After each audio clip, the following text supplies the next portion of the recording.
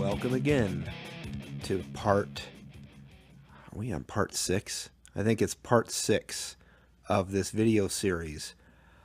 We were working on the rhythm guitar in the last video, and we got it set, pretty good for right now. We'll probably revisit it at some point and tweak it a little more, but for right now we're going to move on. We're actually still going to work on the same rhythm guitar, but this time we want to give that rhythm guitar a little more power behind it. So we're going to see what we can do in order to do that, and to do it functionally to where it is a little more appealing and can stand out a little bit. So I think what I want to do is I'm going to try a different compressor this time. Now keep in mind, when you add compression in the mixing process, you have to be very careful when adding it, because you don't want to add too much. You want to be able to give it just enough to where it's going to make a little bit of a difference, but you still want to leave a little headroom at the end of the mixing process for the mastering engineer to use, and if he needs to apply any compression to make things gel together or boost it to program level. So you don't want to over compress anything, because you actually suck the life right out of the mix, and you can actually get ear fatigue when you do that, which means you're listening to it, and if something's over compressed, your ears will actually tell you that it's over compressed. You'll hear them kind of you'll feel them kind of twitch, like the sound will twitch in your head. It's like, hey, this is too much, it's too loud, you need to turn it off, or figure out something else to do with this music, because it's not good. So either way, we're going to try a different compressor this time. Actually, I'm going to play around with a Precision multiband. Actually, no, I'm not, because I don't have that one. So, let's take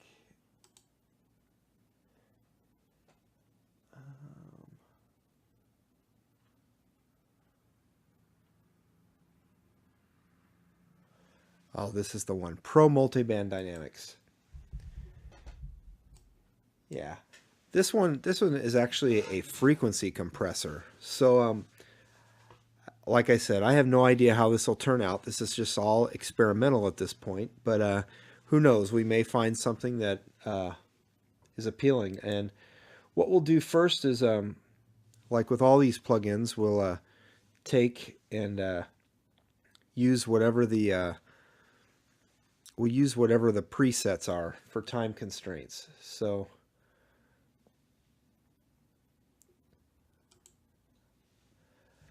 okay, this is one of the presets. Well, let's take a listen to see what it does to this guitar.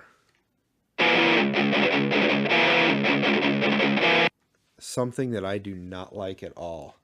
So we are going to take that back out. And yeah. So let's go in.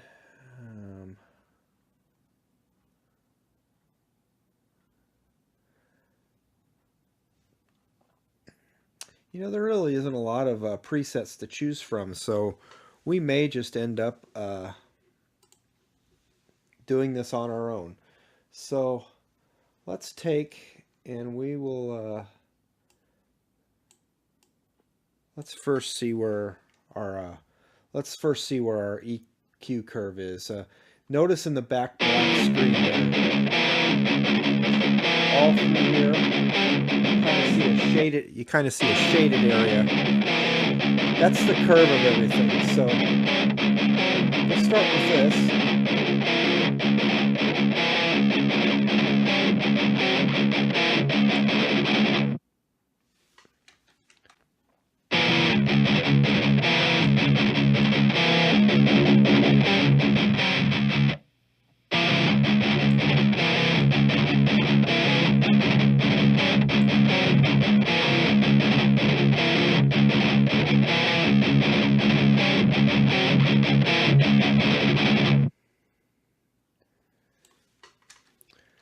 Yeah, this will be interesting to use.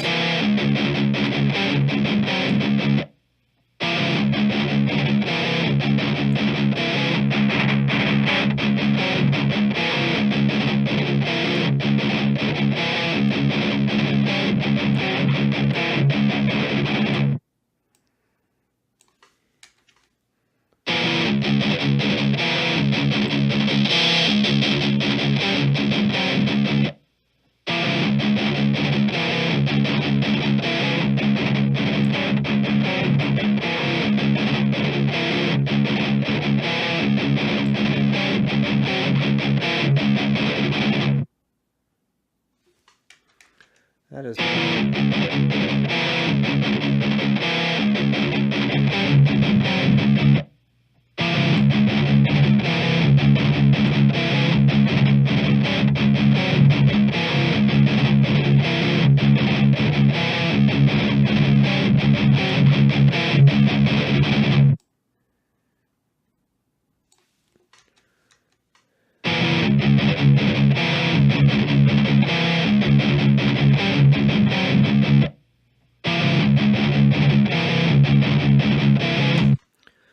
All right, so I just spent a little bit of time working with this. It's kind of interesting the way it turned out. It enhanced certain frequencies, even more so than the EQ did. So what I want to do now is I'd like to listen to what this is doing with the drums, just to do a comparison.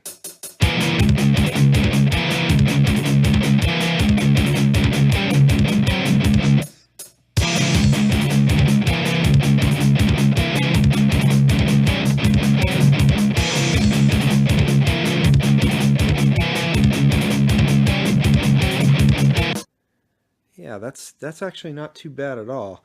Now I'm going to pan, or I'm actually going to move you over to this screen, and I want you to look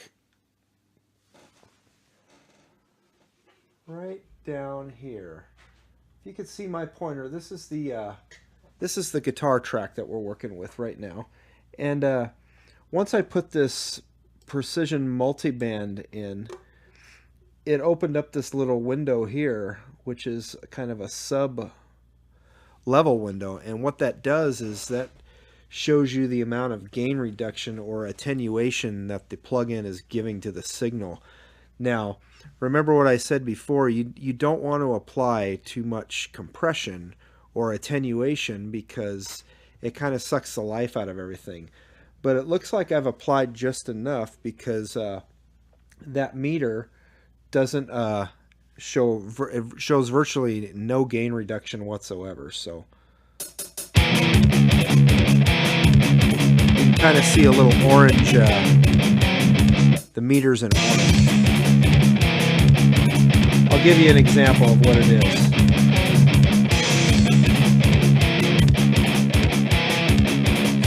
See that orange? You can kind of hear a difference as well.